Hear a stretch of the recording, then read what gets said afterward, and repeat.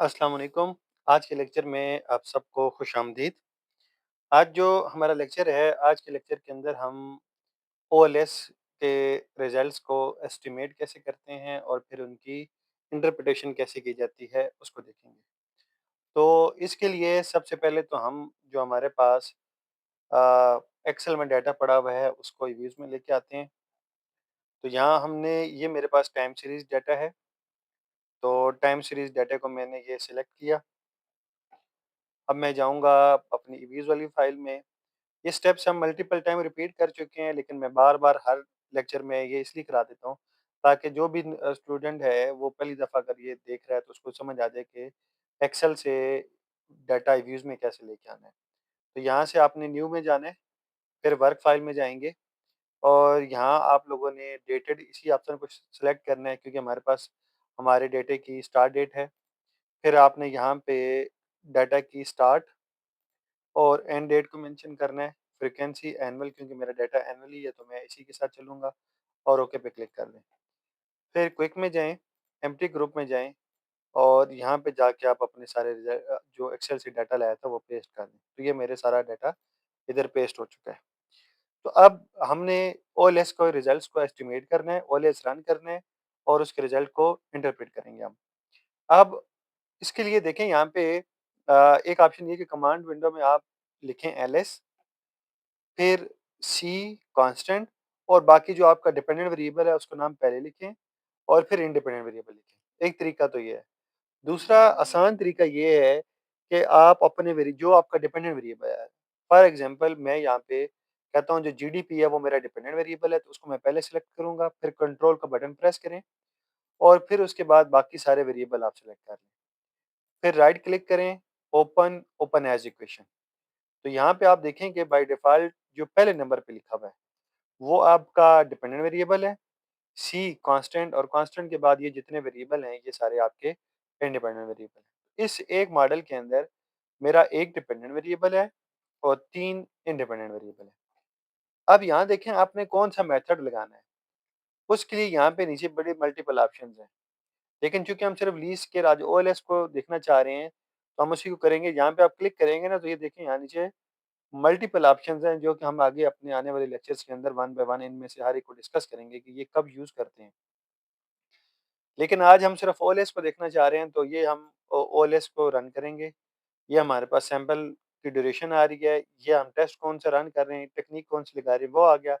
ये हमारा मॉडल है, इसमें ये डिपेंडेंट वेरिएबल है, सी कांस्टेंट और यानी कि इंटरसेप्ट है और ये हमारे पास हमारे इंडिपेंडेंट वेरिएबल आ गए। अब इसके बाद ओके करें, तो ये आपके पास ओएलएस के रिजल्ट्स आ जाते हैं। यहाँ ये सबसे पहले आपको बता रहा है कि आपके डिपेंडेंट वेरिएबल कौन से हैं, मेथड आपने कौन सा यूज़ किया है, लीस्ट स्क्वेयर, सैंपल आपके पास 1960 से लेकर 2023 तक का था, टोटल नंबर ऑफ ऑब्जर्वेशन 64 हैं। तो अब आपने जब अपने पेपर के अंदर, रिसर्च के अंदर, थीसिस के अंदर जब रिजल्ट को इंटरप्रेट करना होता है, तो आप सिर्फ ये वाली चीज़ लेके जाते हैं। तो लेकिन ये नीचे भी जो टेबल के नीचे का ये जो हिस्सा है, इसके अंदर भी जो चीज़ें लिखी हुई हैं, ये भी इंटरप्रेट की जा सकती हैं, ये भी इम्पोर्टेंट होती हैं। तो मैं ऐसा करता हूँ कि मैं ये सारी चीज़ें कॉपी करके लेके जाता हूँ और मैं इनको वन बाय वन डिस्कस करता हूँ कि इनमें से हर एक का क्या मतलब है। यहाँ पे हमने इसको अपने पास इधर कॉपी कर लिया हुआ है।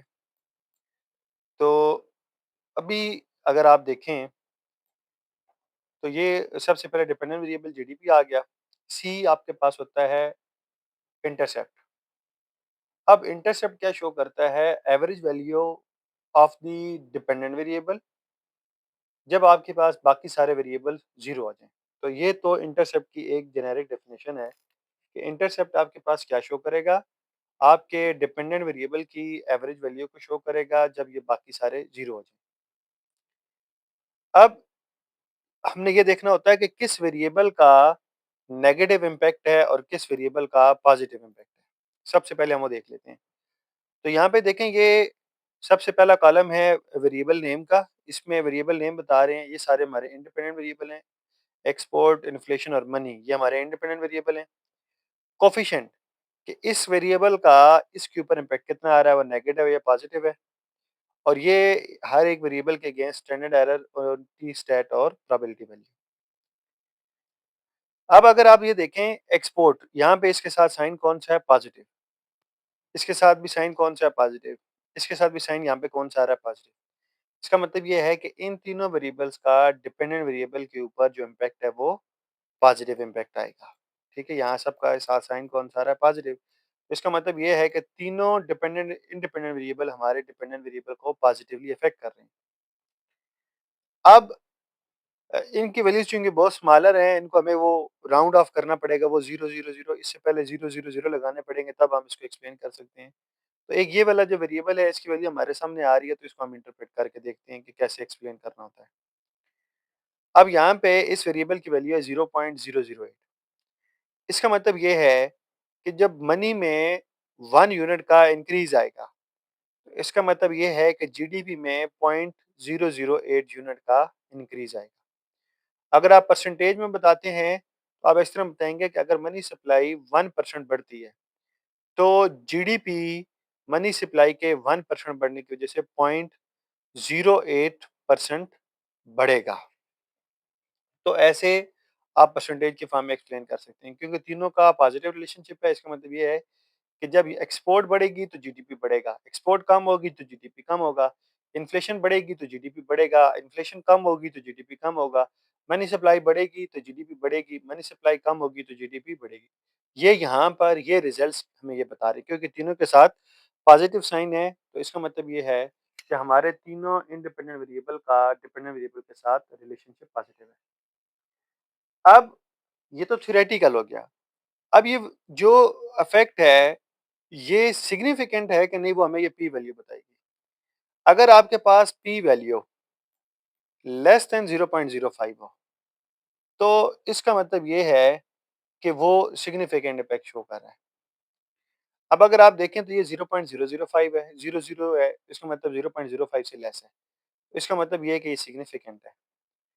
इसी तरीके से ये वैल्यू भी 0.05 से लेस है, तो ये भी सिग्निफिकेंट है। ये वैल्यू भी 0.05 से लेस है, तो इसका मतलब ये भी सिग्निफिकेंट है। तो तीनों वेरिएबल्स का रिजल्ट डिपेंडेंट वेरिएबल के ऊपर सिग्निफिकेंट है।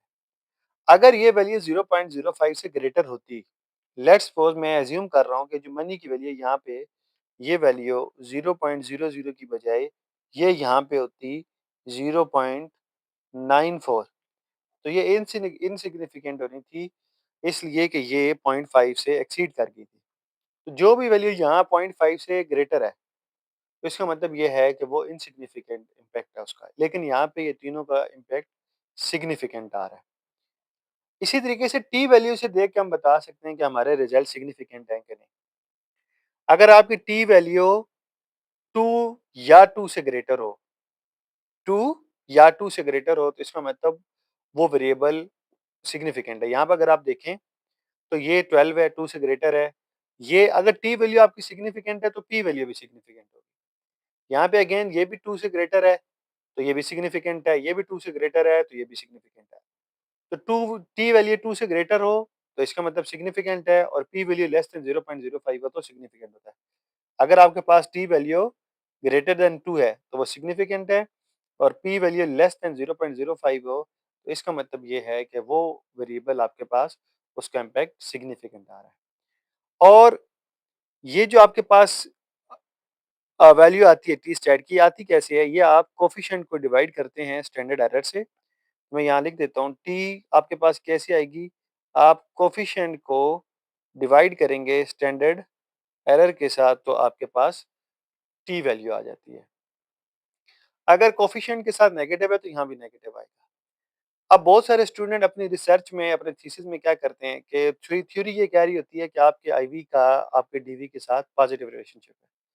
लेकिन एस्टिमेशन करते हैं तो नेगेटिव आ जाता है, तो वो क्या करते हैं, यहाँ से नेगेटिव का साइन बैक स्पेस के बटन से हटा देते हैं।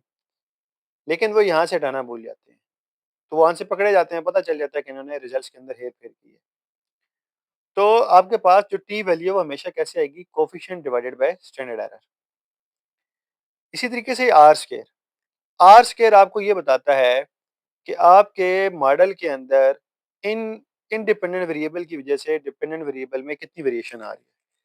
यहाँ पे इसकी वैल्यू 0.94 है, इसका मतलब ये है कि 94% वेरिएशन इस वेरिएबल के अंदर इन 3 वेरिएबल्स की वजह से आ रही है। उसके बाद ये डिपेंडेंट वेरिएबल का मीन है, ये डिपेंडेंट वेरिएबल का स्टैंडर्ड डेविएशन है और ये तीनों वेरिएबल्स अकाइकी, शवार्ज और हनान ये तीनों क्राइटेरिया यूज़ कर किए जाते हैं लैग लेंथ सिलेक्शन के लिए। तो ये हम अपने आने वाले लेक्चर्स के अंदर डिस्कस वहाँ पे इनको कर लेंगे। और ये मॉडल गुड फिटेड है या नहीं, मॉडल कैसा है ये उसके बारे में भी बता देते हैं। आर स्क्वायर के साथ एक और होता है adjusted R square. R square और एडजस्टेड आर स्क्वायर में ये फ़र्क है कि अगर आप अपने मॉडल के अंदर से कोई वेरिएबल इंक्लूड करें या एक्सक्लूड करें, तो वो कितना इफ़ेक्ट आएगा वो आपको एडजस्टेड आर स्क्वायर बता रहा होता है। अब इसी तरीके से ये एफ स्टैट है और उसकी ये प्रोबेबिलिटी वैल्यू है। ये जो वेरिएबल्स हैं या जैसे टी वैल्यू है, टी वैल्यू आपको एक इंडिविजुअल वेरिएबल का इफेक्ट सिग्निफिकेंट है कि नहीं है वो बताती है। एफ स्टैट और एफ स्टैट की प्रोबेबिलिटी वैल्यू जॉइंट सिग्निफिकेंट बताती है। ये तीनों वेरिएबल जॉइंटली आपके वेरिएबल को सिग्निफिकेंटली अफेक्ट कर रहे हैं कि नहीं। तो इसी तरीके से अगर probability F stat less than 0.05 है तो इसका मतलब ये है कि आपका मॉडल जॉइंटली सिग्निफिकेंट है, आपके वेरिएबल जॉइंटली डिपेंडेंट वेरिएबल को अफेक्ट कर रहे हैं।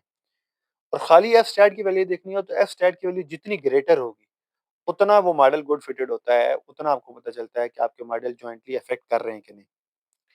और डरबन वाटसन की वैल्यू, डरबन वाटसन की वैल्यू आपको बताती है कि आपके मॉडल के अंदर ऑटो कोरिलेशन का इशू है कि नहीं।